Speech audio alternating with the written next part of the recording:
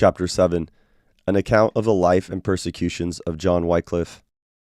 It will not be inappropriate to devote a few pages of this work to a brief detail of the lives of some of those men who first stepped forward, regardless of the bigoted power which opposed all reformation, to stem the time of papal corruption and to seal the pure doctrines of the gospel with their blood. Among these, Great Britain has the honor of taking the lead, and first maintaining that freedom in religious controversy which astonished Europe, and demonstrated that political and religious liberty are equally the growth of that favored island. Among the earliest of these eminent persons was John Wickliffe. This celebrated reformer, denominated the Morning Star of the Reformation, was born about the year 1324 in the reign of Edward II. Of his extraction we have no certain account. His parents, designing him for the church, sent him to Queen's College, Oxford, about that period founded by Robert Eaglesfield, confessor to Queen Philippi. But not meeting with the advantages for study in that newly established house which he expected, he removed to Merton College, which was then esteemed one of the most learned societies in Europe. The first thing which drew him into public notice was his defense of the university against the begging friars, who about this time, from their settlement in Oxford in 1230, had been troublesome neighbors to the university. Feuds were continually fomented, the friars appealing to the Pope, the scholars to the civil power, and sometimes one party and sometimes the other prevailed. The friars became very fond of a notion that Christ was a common beggar, that his disciples were beggars also, and that begging was of gospel institution. This doctrine they urged from the pulpit and wherever they had access. Wickliffe had long held these religious friars in contempt for the laziness of their lives, and had now a fair opportunity of exposing them. He published a treatise against able beggary, in which he lashed the friars and proved that they were not only a reproach to religion, but also to human society. The university began to consider him one of their first champions, and he was soon promoted to the mastership of Balliol College. About this time, Archbishop Islip founded Canterbury Hall in Oxford, where he established a warden and 11 scholars. To this wardenship Wickliffe was elected by the Archbishop, but upon his demise he was displaced by his successor, Stephen Langham. As there was a degree of flagrant injustice in the affair, Wickliffe appealed to the Pope, who subsequently gave it against him from the following cause. Edward III, then King of England, had withdrawn the tribune, which from the time of King John had been paid to the Pope. The Pope menaced. Edward called a parliament. The parliament resolved that King John had done an illegal thing, and given up the rights of the nation, and advised the king not to submit, whatever consequences might follow. The clergy now began to write in favor of the Pope, and a learned monk published a spirited and plausible treatise, which had many advocates. Wickliffe, irritated at seeing so bad a cause so well defended, opposed the monk, and did it in so masterly a way that he was considered no longer as unanswerable. His suit at Rome was immediately determined against him, and nobody doubted but his opposition to the Pope, as so critical a period, was the true cause of his being non-suited at Rome. Wickliffe was afterward elected to the chair of the divinity professor, and now fully convinced of the errors of the Romish Church and the vileness of its monastic agents, he determined to expose them. In public lectures he lashed their vices and opposed their follies. He unfolded a variety of abuses covered by the darkness of superstition. At first he began to loosen the prejudices of the vulgar, and proceeded by slow advances with the metaphysical disquisitions of the age. He mingled opinions and divinity apparently novel. The usurpations of the court of Rome was a favorite topic. On these he expatiated with the keenness of argument, joined to logical reasoning. This soon procured him the clamor of the clergy, who, with the Archbishop of Canterbury, deprived him of his office. At this time the administration of affairs was in the hands of the Duke of Lancaster, well known by the name of John of Gaunt. This prince had very free notions of religion, and was at enmity with the clergy.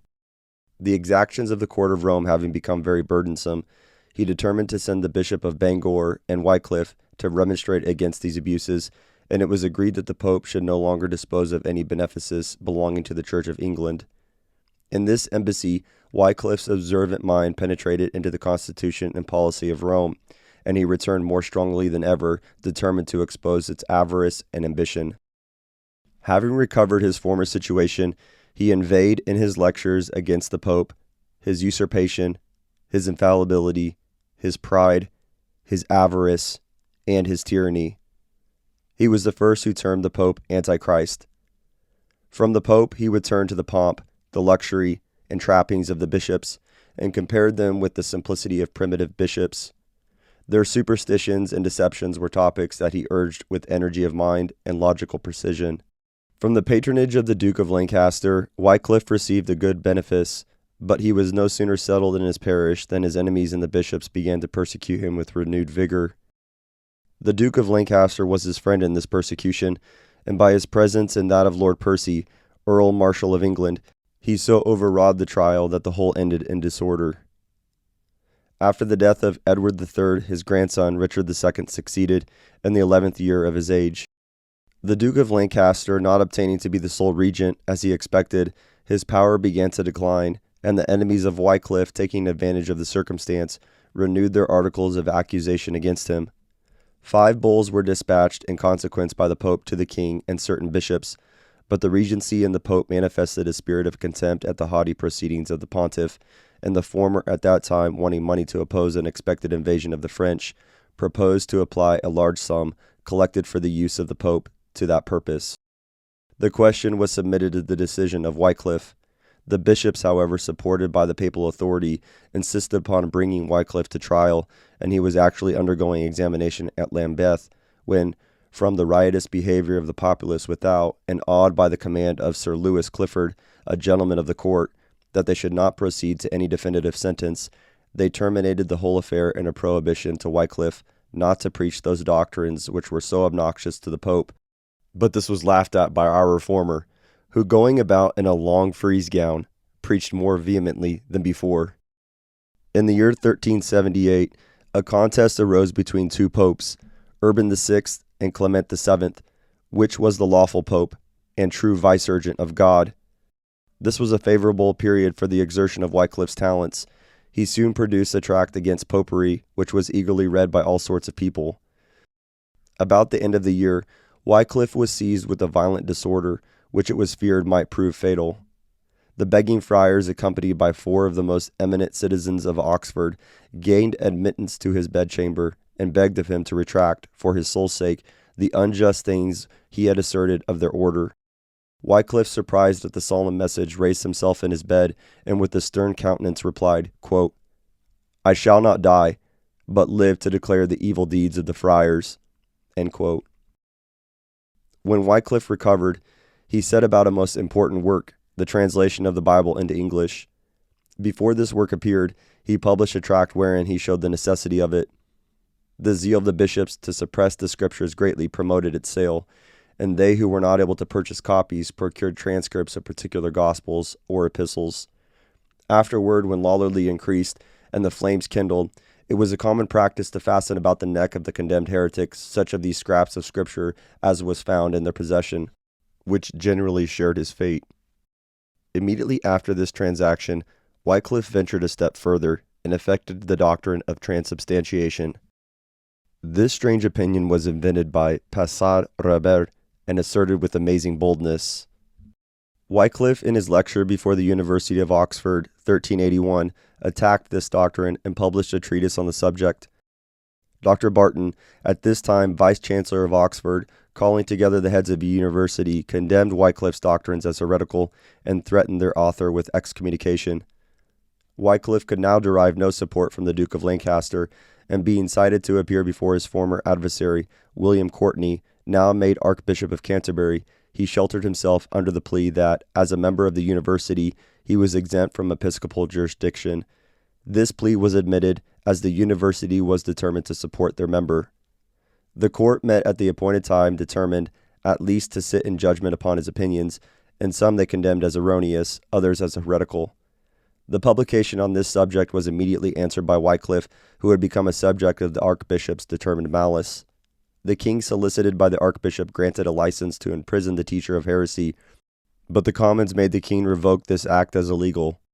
The primate, however, obtained letters from the king directing the head of the University of Oxford to search for all heresies in books published by Wickliffe, in consequence of which order the university became a scene of tumult. Wickliffe is supposed to have retired from the storm into an obscure part of the kingdom. The seeds, however, were scattered, and Wicliffe's opinions were so prevalent that it was said that if you met 2 persons upon the road, you might be sure that one was a Lollard. At this period, the disputes between the two popes continued. Urban published a bull in which he earnestly called upon all who had any regard for religion to exert themselves in its cause and to take up arms against Clement and his adherents in defense of the Holy See. A war in which the name of religion was so vilely prostituted roused Wycliffe's inclination even in his declining years. He took up his pen once more and wrote against it with the greatest acrimony. He expostulated with the Pope in a very free manner, and asked him boldly, quote, how he durst make the token of Christ on the cross, which is a token of peace, mercy, and charity, a banner to lead us to slay Christian men for the love of two false priests, and to oppress Christendom worse than Christ and his apostles were oppressed by the Jews.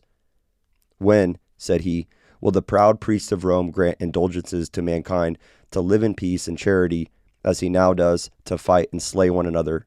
End quote. This severe peace drew upon him the resentment of Urban, who was likely to have involved him in greater troubles than he had before experienced, but providentially he was delivered out of their hands. He was struck with the palsy, and though he lived some time, yet it was in such a way that his enemies considered him as a person below their resentment. Wickliffe, returning within short space, either from his banishment or from some other place where he was secretly kept, repaired to his parish of Lutterworth, where he was parson, and there, quietly departing this mortal life, slept in peace with the Lord, in the end of the year 1384, upon Sylvester's Day. It appeared that he was well aged before he departed, quote, and that the same thing pleased him in his old age, which did please him being young. End quote. Wickliffe had some cause to give them thanks, that they would at least spare him until he was dead, and also give him so long respite after his death, 41 years to rest in his sepulchre before they engraved him, and turned him from earth to ashes, which ashes they also took and threw into the river. And so was he resolved into three elements, earth, fire, and water, thinking thereby utterly to extinguish and abolish both the name and doctrine of Wickliffe forever. Not much unlike the example of the old Pharisees and sepulchre knights, who, when they had brought the Lord into the grave, thought to make him sure never to rise again. But these and all others must know that, as there is no counsel against the Lord, so there is no keeping down of verity, but it will spring up and come out of dust and ashes, as appeared right well in this man. For though they dug up his body, burned his bones, and drowned his ashes, yet the word of God and the truth of his doctrine, with the fruit and success thereof, they could not burn.